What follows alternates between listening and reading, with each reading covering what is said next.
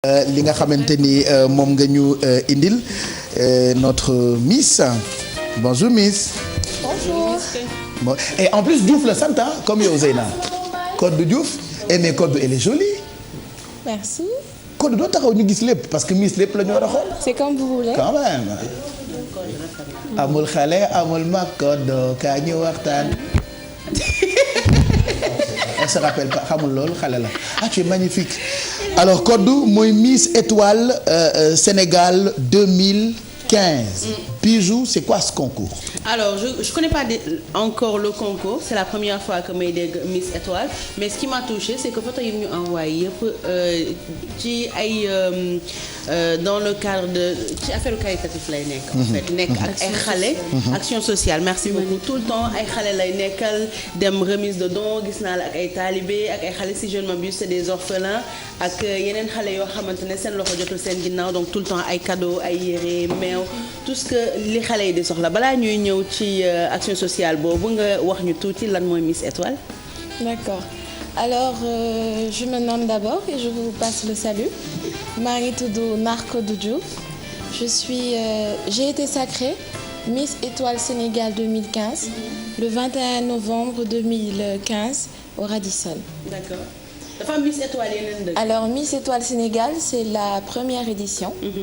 Miss Étoile Sénégal encore est un concours qui a choisi la personne qui allait représenter le Sénégal à plusieurs concours internationaux. Exactement, qui vont se faire de juin à novembre. Mais il y a d'autres Miss Étoiles dans les autres pays, genre Miss Étoile oui, Mali, Miss Cameroun, Miss ça Étoile. se fait dans toute l'Afrique, mais c'est assez récent. Alors, suite à mon sacre, j'ai créé une association du nom de Empire Naja.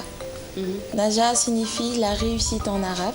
D'accord. Et bien avant que mon association n'ait ses droits, j'ai récemment obtenu les droits de mon association que je vais inaugurer le 19 mars, traditionnellement avec le sabbat et une animation dans mon quartier. J'habite Fass Payotte, mon quartier que je salue, qui me soutiennent beaucoup.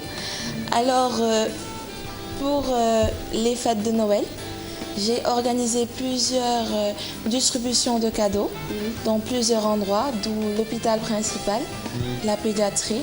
Je suis allée à l'Empire des enfants et j'ai choisi un lieu dans l'hôpital, le poste de Nimzat, de Tonguet, Rufisque.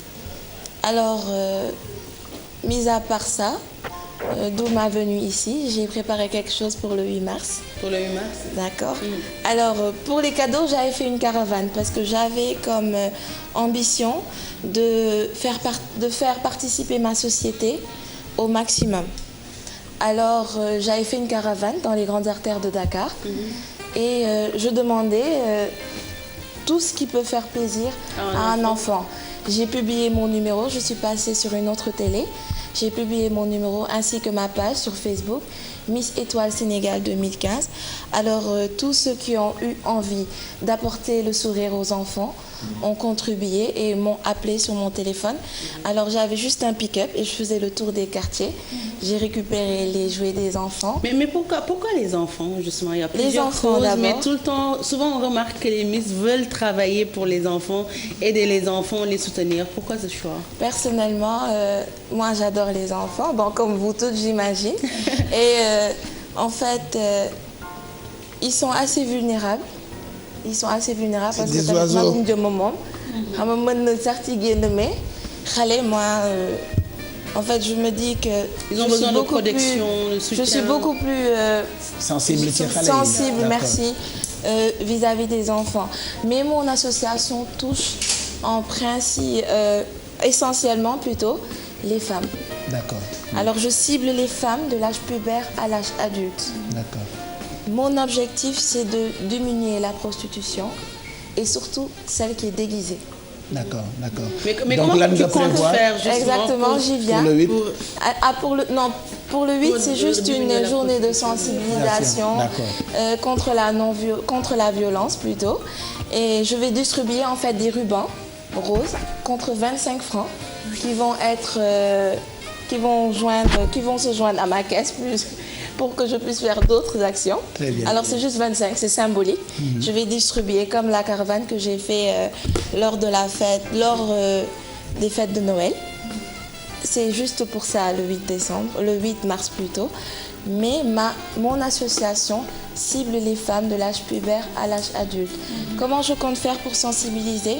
Alors pour éradiquer un problème, il faut cibler la jeunesse même de la société. C'est les enfants. D'accord. C'est les jeunes filles, c'est les adolescentes.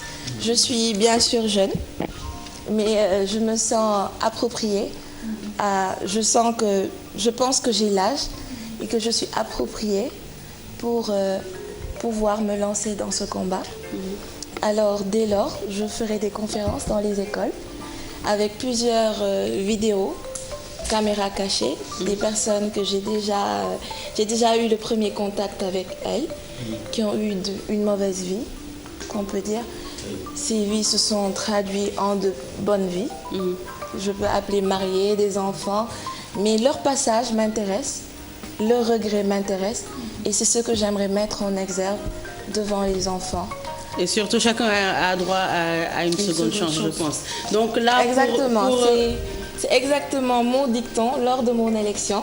Bon, je vous le dis, j'étais... Naar ay waxtam day jeex de heure baa ngi dem expliquer mon association rek ay waxtam day arrêté dañoo war a waxtaan ak gar mi sa papa gar mi du toog ngay wax rek ah.